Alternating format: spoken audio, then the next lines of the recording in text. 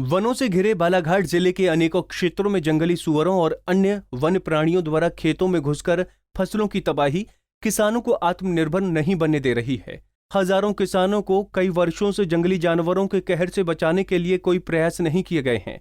आलम यह है कि कई किसान तो अपनी खेती छोड़कर पलायन को मजबूर हो जाते हैं। खासकर गन्ना उत्पादन करने वाले जंगली सुअरों द्वारा फसल की बर्बादी से जान माल का नुकसान उठा रहे हैं और वर्षों पुरानी वन्य प्राणियों की ये आफत किसानों के लिए बढ़ती ही जा रही है। हर वर्ष मेहनत कर किसान धरती का सीना चीर कर अपने संजोए बड़ी उम्मीद से खेती करता है, लेकिन जिले के हजारों एकड़ खेतों पर जंगली सुअरों के झुंड और वन्य प्राणियों द्वारा फसलों को चट करने के साथ उन्हें तबाह कर दिया जाता है। किसानों की माने तो हजारों लाखों के नुकसान के एवज में उन्हें जो मुआवजा बड़े मुश्किल से नसीब होता है, वो भी ऊंट के मुंह में जीरे के बराबर साबित होता है। बालाघाट के लांजी, बिरसा, बेहर, खैरलांजी, कटंगी समेत कई क्षेत्र में जहां के किसान वन्य प्राणियों की तबाही के कारण कई सालों के प्रयास के बावजूद भी आत्मनिर्भर नहीं बन पा रहे हैं। यहाँ सुअर का ज़्यादा मार है और सुअर ज़्यादा से ज़्यादा झुंड में आकर हमारी गन्ना फसल नष्ट कर रही है। अभी एक तो हमारे यहाँ गन्ने की फसल ज़्यादा होती है, इसके कारण से ये सुअर बहुत आना जाना चालू है और झुंड में आ रही है सुअर और नुकसान कर रही है। अभी तो फिलहाल पानी की वजह से बहुत सूख गई थी बाड़ियाँ, अभी थोड़ा पानी आया तो आसार मिले थे, पर अभी ये सुअर की वजह से गन्ने की फसल नष्ट हो रही है। आमच्याकडे ऊसाची खेती आम्ही लावत आहोत। आमच्या पुऱ्या क्षेत्रामध्ये ऊसाची खेती लागवड झालेली आहे आणि सुअर चांगल्या झुंडमध्ये येऊन सन्यादी आमच्या फसलले नष्ट करत आहे। त्यांच्यासाठी आम्हाला काहीतरी भरपाई मिळायला पाहिजे अशी आमची इच्छा आहे आणि काहीतरी झाल्या पाहिजे। आमच्या कुछ भरपाई होती शासन की तरफ से, कुछ होती मदद वगैरह? कुछ मदद मिलती नहीं सर हमको। कि किस तरह के हालात बने हुए हैं यहाँ के किसानों के बीच? यहाँ के किसान तो बहुत पिछड़े वर्ग में है सर। अभी तो हमारे बहुत ही गंभीर स्थिति में है। आंसू पानी ने और लॉकडाउन की वजह से हमारे को बहुत नुकसान में है। हम नहीं खाद मिला समय पे, नहीं कुछ और नहीं कुछ दवा। ये बताओ कि मुआवजा वगैरह कुछ मिलता है? सर गए वर्ष भी हमने फोटो निकाले थे, कुछ मुआवजा नहीं मिला हमको। सुअर ने बहुत नुकसान कर दी। 200 क्विंटल होना था माल, बस 50 क्विंटल हो चुका है। जिले के तमाम क्षेत्रों में खासकर जंगली सुअर की आबादी बेहताशा बढ़ रही है, जिनकी बढ़ती आबादी के साथ ही किसानों के खेतों में फसलों की तबाही भी बढ़ती जा रही है। वहीं फसलों को बचाने के अनेकों प्रयास असफल भी साबित हो रहे हैं। विधानसभा और आम चुनाव में भी किसानों की इस परेशानी का मुद्दा प्रमुख होता है, लेकिन नतीजा कुछ भी नहीं निकलता। वन्य प्राणियों से बर्बादी की समस्या कई गुना बढ़ी, लेकिन प्रयास कुछ भी नहीं हो पाए। स्थानीय जनप्रतिनिधि भी किसानों के इस आफत से भारी आक्रोश में हैं। हमारे देश के प्रधानमंत्री बोलते हैं कि आत्मनिर्भर बनो। अब आत्मनिर्भर किसान कैसे बनेगा? कटंगी में हजारों हेक्टेयर जमीन को सुअर और हिरणों ने चौपट कर दिया। अब जब किसान का फसल नष्ट होगा तो बाहर काम आने जाएगा, पलायन करेगा, तो उधर भी उनको काम नहीं मिलते। तो माननीय नरेंद्र मोदी जी बोल रहे हैं कि आत्मनिर्भर बनो, तो कैसे बने? उनके लिए सुव्यवस्थित करे भाई। उनकी जानवर हमारे खेतों में न आए, जंगली जानवर खेतों में न आए, जंगल में उनकी चारे की व्यवस्था करे, करना चाहिए ना। जंगल में चारे की व्यवस्था करना चाहिए, फेंसिंग की व्यवस्था करे, फेंसिंग लगा दे। सागौन झाड़ लगाने के बजाय चारा लगाना चाहिए जानवरों के लिए। फसलों की बर्बादी के साथ बालाघाट के कई ग्रामों के किसानों को अपनी और खेतों में जाने वाले परिवार के लोगों की जान का खतरा बना रहता है।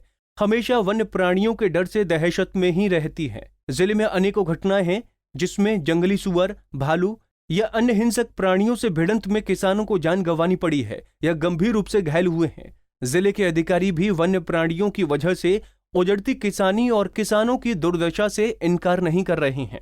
फसल में तो ये कम नुकसान करते हैं, क्योंकि खरीफ में लगभग पूरे 3 लाख हेक्टेयर में हमारी बोनी रहती है। और क्योंकि 90% एरिया में धान होती है, तो धान में क्या पानी भरा रहता है, फिर ज़्यादा डैमेज नहीं कर पाते हैं उसमें। फिर भी जैसे गन्ने की फसल है या तुअर की फसल है हमारी, या मक्के की फसल है, तो इसमें जंगली सुअर का ज़्यादा नुकसान होता है। और जब हम रबी लगाते हैं तो जब हमारा छोटा पौधा रहता है, तो उस समय जो जंगल से लगा हुआ एरिया है, ये लगभग हमारे यहाँ, क्योंकि लगभग 5 लाख हेक्टेयर में 5,20,000 हेक्टेयर में जंगल है और लगभग 3,000 हेक्टेयर में केवल धान में मतलब खेती होती है। और वो भी रबी में विगत 3 वर्षों में अगर हम देखेंगे तो लगभग 1,20,000 हेक्टेयर में होती है। धीरे धीरे हम बढ़ा रहे हैं। इस साल लगभग हमने 1,94,000 हेक्टेयर इसको लेके गए हैं। लेकिन इसमें रबी में हमारे यहाँ फसलों का ज़्यादा डैमेज होता है जी। और इसमें खासकर छोटी जब फसल रहती है तो हिरन का ज़्यादा नुकसान होता है जी। और जो बड़ी फसल होती है तो उसमें बंदर का और जंगली सुअर से ज़्यादा नुकसान होता है।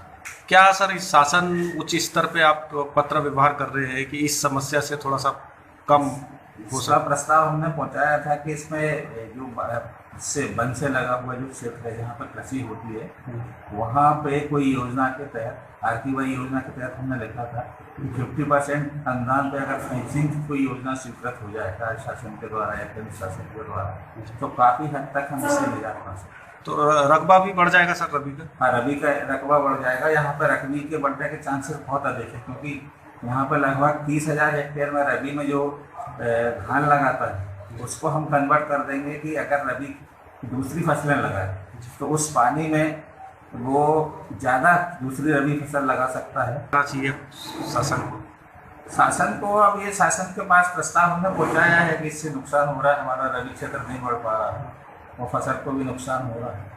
अब ये शासन के ऊपर है कि क्या योजना उसको लागू करता नहीं करता।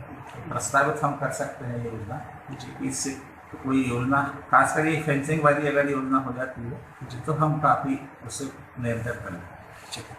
इसमें मुआवजे का प्रावधान देने का अधिकार शासन ने राजस्व विभाग को दिया है। वन विभाग सिर्फ ये परीक्षण करता है कि नुकसान वन्य प्राणी के द्वारा किया गया है, इसलिए विभाग के द्वारा मुआवजा का यानी वो लेना एक प्रकार से विभाग के द्वारा मुआवजा नहीं दिया जाता है। इस चीज़ को प्रचार प्रसारित करने की बहुत आवश्यकता है क्योंकि किसान ये जानता है कि चूँकि वन्य प्राणी ने हमारी फसल नुकसान की है तो वन विभाग उसका नुकसान देगा। ये राजस्व विभाग द्वारा किया जाता है। उन्हें संबंधित पटवारी को आवेदित करने के उपरांत ही उनका प्रकरण बनता है और जो प्रावधान है प्रावधान के अनुरूप जो राशि रहती है उससे उनको प्रावधान राशि प्राप्त होती है। ये जरूर है कि हमारा जो क्षेत्र है पूरा 2 टाइगर रिजर्व के बीच में है। पेंच टाइगर रिजर्व सिवनी में प्लस जो कान्हा टाइगर रिजर्व मंडला में और बालाघाट में भी उसका भाग है।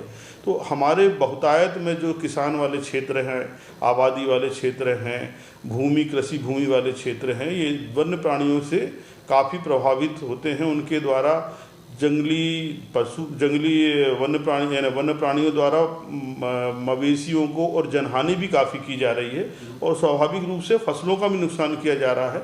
तो इसमें जो मुआवजा निर्धारण राजस्व वाला होता है उसी के कारण थोड़ा सा जो प्रक्रिया है उससे किसान लोग असंतुष्ट हैं, उनको पर्याप्त समय पे मुआवजा नहीं मिल पा रहा है। 2 नेशनल पार्क और जंगलों से बालाघाट जिला घिरा हुआ है। ऐसे में ग्रामीण किसानों के लिए वन्य प्राणी और खासकर जंगली सुअर वर्षों से तबाही के कारण बने हुए हैं।